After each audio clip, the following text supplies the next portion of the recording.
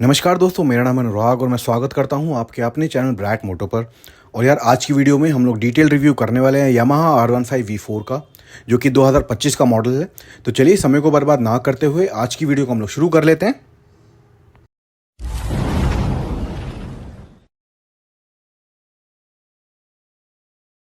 तो यार, वीडियो में आगे बढ़ने से पहले मैं इस बाइक का आपको एक 360 डिग्री व्यू दिखा देता हूँ।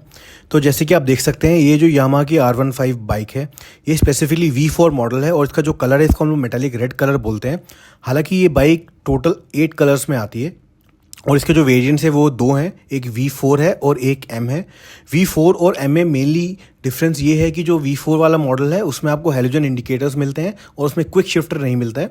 और वहीं अगर R15M मॉडल की बात करूँ तो उन जितने भी R15M मॉडल्स हैं उन सभी में आपको क्विक शिफ्टर और LED इंडिकेटर्स मिलेगा और साथ में उसका जो स्पीडोमीटर है वो भी आपको कलरफुल और TFT डिस्प्ले मिलता है।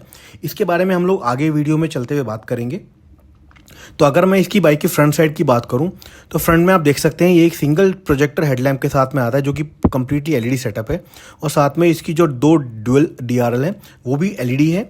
हालांकि अगर मैं इसके पीछे जाऊं तो आप देख सकते हैं जिसकी टेल लाइट है वो टेल लाइट आपकी LED में है, लेकिन इसके इंडिकेटर्स आपके हेलोजन में मिलते हैं। लेकिन मेरी बाइक में मैंने इंडिकेटर्स चेंज कराए हुए हैं, तो ये मैंने आफ्टर मार्केट लगवाए थे। तो अगर मैं इसकी ओवरऑल स्टाइलिंग की बात करूं तो वो काफ़ी ज़्यादा शार्प है और ये इसके बाइक का आप जो फेयरिंग देखेंगे वो पूरी फुली कवर्ड है एज़ कम्पेयर टू जो SS250 सुजुकी की है और RS200 बजाज की है। उन सभी में जो इंजन है वो थोड़ा सा एक्सपोज रहता है। हालांकि आप इस बाइक को अगर आप कहीं से भी चेक करेंगे तो कोई भी इसमें पैनल गैपिंग नहीं है, लेकिन हाँ, इतना मानना पड़ेगा कि इसमें काफ़ी ज़्यादा प्लास्टिक का यूज़ किया गया है और जनरली जितनी भी फेयरिंग बाइक आती है उसमें प्लास्टिक का एक्चुअली में काफ़ी यूज़ होता है। लेकिन इस प्लास्टिक को आप देखेंगे तो भले ही ये थोड़ी सॉफ्ट साइड पे है कहीं कहीं जगह पर, लेकिन फिर भी इसकी जो प्लास्टिक की जो क्वालिटी है वो ओवरऑल बहुत ही ज़्यादा प्रीमियम है और आपको कहीं पे भी ऐसा नहीं लगेगा कहीं पे सस्ती प्लास्टिक यूज़ की गई है। तो यार, अगर मैं इस बाइक की सस्पेंशन और चेसी की बात करूं तो जो फ्रंट में है, फ्रंट में इसमें अपसाइड डाउन फोक्स दिए गए हैं। वहीं अगर मैं रेयर की बात करूं तो रेयर में इसमें मोनोक्रॉस सस्पेंशन दिया गया है और ये दोनों ही जो शॉकर्स हैं वो काफ़ी ज़्यादा स्टिफर साइड पे हैं। तो जैसे कि आप सबको पता होगा कि जो भी हमारी स्पोर्ट्स बाइक होती है उस सभी में स्पोर्ट्स बाइक में आपको हाई स्पीड स्टेबिलिटी चाहिए होती है, जिसकी वजह से आपके जो सस्पेंशन है उसको थोड़ा सा स्टिफ रखा जाता है। वहीं अगर मैं इसके चेसी की बात करूं तो इसमें जो चेसी है वो डेल्टा बॉक्स चेसी आती है, जो कि एक्चुअली में बहुत ज़्यादा हेल्पफुल होती है आपकी हाई स्पीड पे वाइब्रेशंस को कम रखने में। तो चलिए इस बाइक की ब्रेक्स और टायर्स की भी बात कर लेते हैं। तो अगर इस बाइक की मैं ब्रेक की बात करूं तो इस बाइक में डुअल चैनल ABS आता है, जो कि इस बाइक को एक बहुत ही अच्छी ब्रेकिंग प्रोवाइड करता है। और क्योंकि ये बाइक काफ़ी ज़्यादा लाइट वेट है तो उसकी वजह से इस बाइक की जो ब्रेकिंग है वो और भी ज़्यादा अल्टीमेट अच्छी हो जाती है। और वहीं अगर मैं इसके फ्रंट और बैक व्हील की बात करूं तो इसमें फ्रंट और बैक में 17-17 इंच के अलॉयज़ दिए गए हैं। और फ्रंट टायर की बात करूं तो फ्रंट टायर में इसमें 100/18 सेक्शन का टायर दिया गया, जो कि एक्चुअली में रेडियल नहीं है।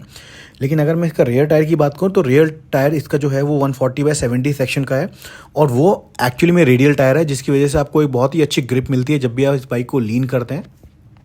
तो चलिए यार, अब इस बाइक की पावर और परफॉर्मेंस की बात भी हम लोग कर लेते हैं। इस बाइक में जो इंजन है वो 155 सीसी का आता है, जो कि एक सिंगल सिलेंडर इंजन है और ये बाइक 18.1 bhp की पावर प्रोड्यूस करती है और वहीं 14.2 न्यूटन मीटर का टॉर्क प्रोड्यूस करती है। और इस बाइक की अगर मैं गियर बॉक्स की बात करूँ तो 6 स्पीड का गियर बॉक्स इसमें आता है, जिसमें कि पहला अप एंड बाकी पाँचों गियर डाउन शिफ्ट पे रहते हैं। और इस बाइक का क्योंकि ओवरऑल वेट 141 kg ही है तो इसकी जो 18.1 bhp की पावर है, भले ही वो पेपर पे आपको कम लगे, लेकिन फिर भी आपको जब आप इस बाइक को चलाएंगे तो इसमें आपको फील होगा कि आप एक पावरफुल बाइक चला रहे हैं। और इस बाइक का जो सबसे इंपॉर्टेंट फैक्टर मुझे वो लगता है कि इस बाइक में VVA टेक्नोलॉजी दी गई है, जिसको हम लोग वेरिएबल वॉल्व एक्चुएशन भी बोलते हैं।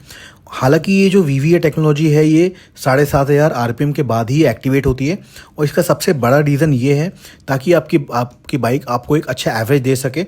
इसलिए ये बाइक एक परफॉर्मेंस के साथ में एक अच्छी एवरेज वाली बाइक भी मानी जाती है।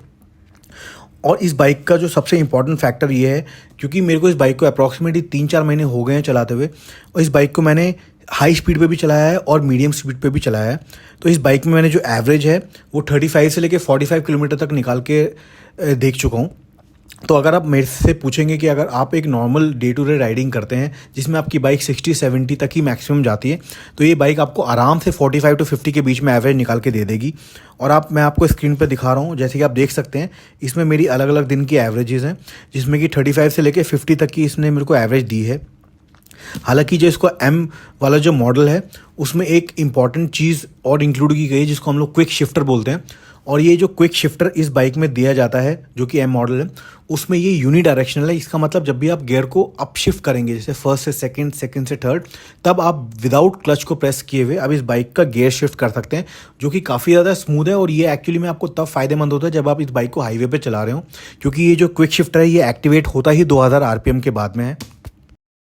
तो यार अगर मैं इस बाइक की स्पीडोमीटर की बात करूं तो ये एक तरीके का एलईडी टाइप स्पीडोमीटर है और इसका जो कलर है वो ब्लैक एंड वाइट है। इसमें हालांकि आपको सारी इंपॉर्टेंट डिटेल्स मिल जाते हैं जैसे कि आरपीएम मीटर, ऑडोमीटर जिसमें आपको डिस्टेंस दिख सकता है कितने आपकी बाइक चली है। इसमें trip 1, trip 2, trip F, 3 trip meters इसमें आते हैं जो कि बहुत ही ज़्यादा हेल्पफुल हैं। और ये जो बाइक के जो मोड्स हैं ये 2 मोड में ये बाइक आती है, ट्रैक एंड स्ट्रीट। तो मेनली जब आप डेली लाइफ में इस बाइक को चलाएंगे तो आप स्ट्रीट मोड में ही इसको चलाने वाले हैं, क्योंकि जो इसका ट्रैक मोड है वो 6000 आरपीएम के बाद ही एक्टिवेट होता है।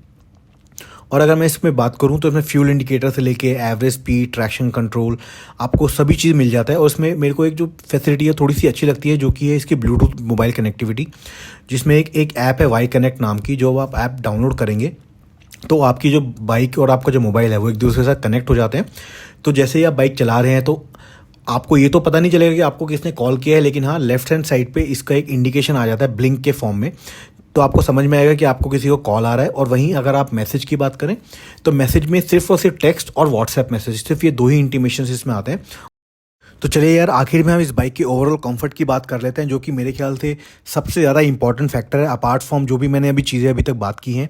तो अगर मैं ओवरऑल कंफर्ट की बात करूं तो यार देखिए, अगर ये बाइक अगर आप पहली बार चला रहे हैं, इससे पहले अगर आपने एक नॉर्मल स्ट्रीट बाइक चलाई है या फिर जैसे मैं इससे पहले मैं बाइक जो ओन करता था वो स्टैंडर्ड 350 थी, तो अगर इस तरीके की कोई आप बाइक चला रहे हैं तो इनिशियल कुछ 15-20 दिनों में आपको ये बाइक बहुत ही ज़्यादा डिस्कम्फर्टेबल लगने वाली है, क्योंकि इसका जो बाइक का जो पोस्चर है वो एक सुपर स्पोर्ट्स बाइक जैसा बनाया गया है, जिसकी वजह से इसका जो हैंडल बार है वो एक क्लिप ऑन हैंडल बार्स है और काफ़ी ज़्यादा लो है। तो जब आप इस बाइक के ऊपर बैठेंगे तो आपको उसके बाइक के ऊपर पूरा ऐसे लीन होके बैठना पड़ेगा, जिसकी वजह से आपकी जो बैक है और आपके जो पाम और एल्बो है वो सभी एकदम स्टिफ हो जाती है। तो इनिशियल कुछ दिनों में आपको ये बहुत ज़्यादा डिस्कम्फर्टेबल लगने वाली है। आपके हाथ से लेके आपके शोल्डर और आपके बैक में पेन हो सकता है, लेकिन जैसे जैसे इस बाइक को आप चलाएंगे तो इस बाइक की आपको आदत हो जाएगी।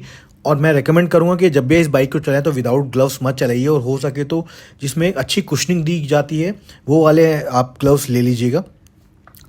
और अगर मैं इसकी सीटिंग कंफर्ट की बात करूँ तो सीटिंग कंफर्ट यार देखिए राइडर के लिए तो एवरेज है, आपको उतना ज़्यादा डिस्कम्फर्टेबल नहीं लगेगा। लेकिन पिलियन की बात करूँ तो बहुत ही ज़्यादा डिस्कम्फर्टेबल है, क्योंकि इसके जो पीछे की सीट है वो काफ़ी ज़्यादा छोटी और इसमें आप बोलेंगे तो एक तरीके से बिल्कुल भी कुशनिंग नहीं दी गई है, एकदम ना के बराबर है। तो आपको काफ़ी ज़्यादा ये जो सीट है वो बहुत ही ज़्यादा डिस्कम्फर्टेबल लगने वाली है।